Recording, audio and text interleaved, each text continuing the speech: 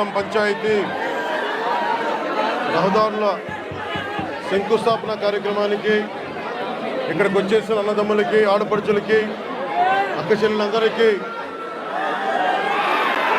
NDA Nara Chandrababu Naidu గారి నాయకత్వంలో, నిర్దేశకత్వంలో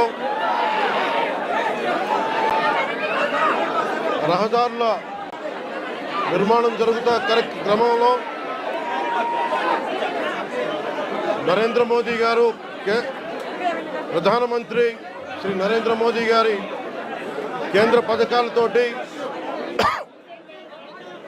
జాతీయ ఉపాధి హామీ పథకాలతోటి ఈ రోజున నేను ఇక్కడికి రావడం జరిగింది.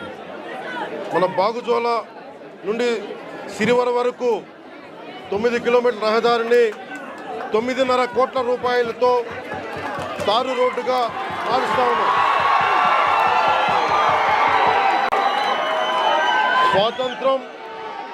మనకి స్వాతంత్రం వచ్చినప్పటి నుంచి దాదాపు 70 సంవత్సరాల పైన ఈ రోడ్డుని మనం వేసుకోలేని పరిస్థితి. నేను మీ దృష్టికి ఈ రోజున నేను అన్ని వదిలి, ఇది మీకు పోరాట యాత్ర అప్పుడు నేను అన్ని తిరిగి మన పాడేరు, అరకు, అన్ని గిరిజన ప్రాంతాల్లో తిరిగినప్పుడు నాకు 2 ప్రధానమైన సమస్యలు: 1 రోడ్లు, 2 తాగునీటి అవసరాలు, 3 యువతకి ఉపాధి అవకాశాలు. ఇంత సుందరమైన ప్రాంతం ఇది. దాదాపు 20కి పైగా జలపాతాలు ఉన్నాయి ఇక్కడ. మన విజయనగరం జిల్లా, పార్వతీపురం, ఇవన్నీ కూడా ఉమ్మడి విజయనగరం కానీ ఈ జిల్లాలో అద్భుతమైన సౌందర్యం ఉంది. ఇక్కడ ప్రకృతి సౌందర్యం.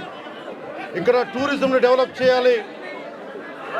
యువతకు కూడా నేను ఒకటే మాట ఇస్తున్నాను, ఇప్పటిదాకా ఎవరు కూడా ఆలోచించలేదు ఇక్కడికి రావాలని, రోడ్లు వేయాలని. కానీ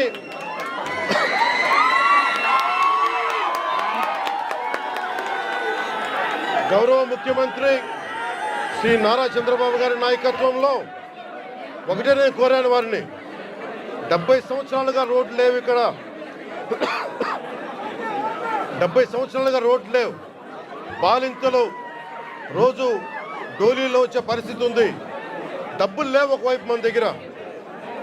కేంద్ర ప్రభుత్వం 21 నుంచి 22 వరకు 350 కోట్ల రూపాయల చొప్పున కేంద్ర మంత్రివర్గం మన నరేంద్ర మోదీ గారి నాయకత్వంలో 350 కోట్ల రూపాయలు, 670 కోట్ల రూపాయలు వెనుకబడ్డ జిల్లాలకు ఇచ్చారు.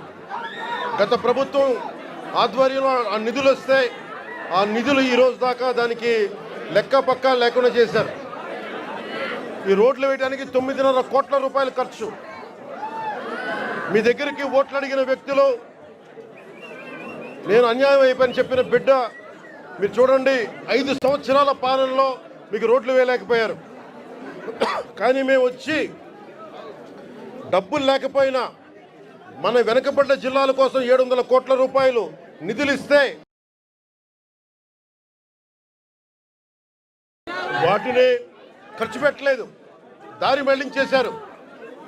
ఋషికొండ ప్యాలెస్కి 500 కోట్ల రూపాయలు ఖర్చు పెట్టారు. కానీ ఇక్కడ 9 కోట్లతోటి రోడ్లు వేయలేకపోయారు.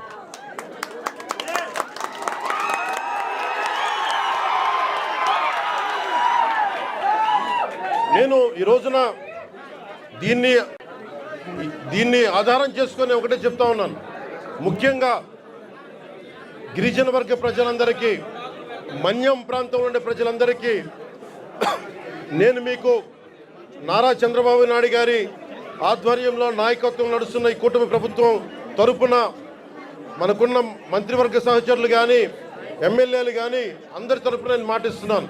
మీకోసం అహిర్నిశలో ఎండనక వాననక పనిచేయడానికి మేము సంసిద్ధంగా ఉన్నాం. ఇందాక కలెక్టర్ గారు నా దృష్టికి తీసుకొచ్చారు.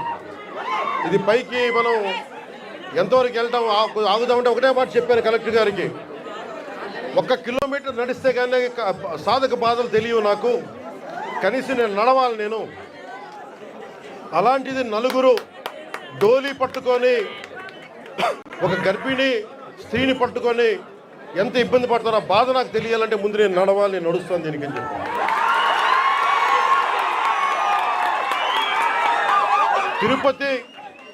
తిరుమల వెంకటేశ్వర స్వామికి నేను కొండెక్కా. ఆయన్ని ఒకటే కోరుకున్నా, నన్ను కష్టాలు తీర్చమని, ప్రజల కష్టాలు తీర్చమని నేను ఆయన కోరి కొండెక్కాను. ఈ రోజున నేను మన కొండెక్కా, మన కష్టాలు తీర్చమని. నా పక్కనే ఉన్న పంచాయతీరాజ్ కమిషనర్ గారికి కూడా, అడిషనల్ జాయింట్ సెక్రటరీ వారికి కూడా ఒకటే చెప్పాను, నా పిఎస్ మసూదన్ గారికి కూడా ఒకటే చెప్పాను, మీరు ఈ రోడ్డు వేసే లోపు ముందు కనీసం ఈ రోడ్డుని రోడ్ రోలర్లు పెట్టి కొంచెం శుభ్రంగా నడిచేలా చేయమని కోరుకుంటున్నాను. నేను అది ఆదేశించాను. ఎందుకంటే టెండర్ కాల్ఫర్ చేసి రోడ్డు వేయడానికి కొన్ని నెలల సమయం తీసుకుంటుంది కాబట్టి ఈ లోపునే మీరు అవసరమైతే మీరు కొంత మనరేగా నిధుల్ని మళ్ళీ దానికై వెచ్చించి కనీసం మెయిన్ రోడ్డు వచ్చేలా 9 కిలోమీటర్ల బీటీ రోడ్ వచ్చే లోపు మట్టి రోడ్ని, బలమైన మట్టి రోడ్డు వేయమని చెప్తా ఉన్నాను. ఇది ఇంకా ఈరోజు తుఫాన్ అయితే ఉంది కానీ రోజు ఇప్పుడు శీతాకాలం కాబట్టి అందుకని రోడ్డు వేయమని మరి చెప్పాను. దాన్ని కూడా నేనే దగ్గరుండి ఉప ముఖ్యమంత్రి పేషి నుంచి నేనే దీన్ని పర్యవేక్షిస్తాను.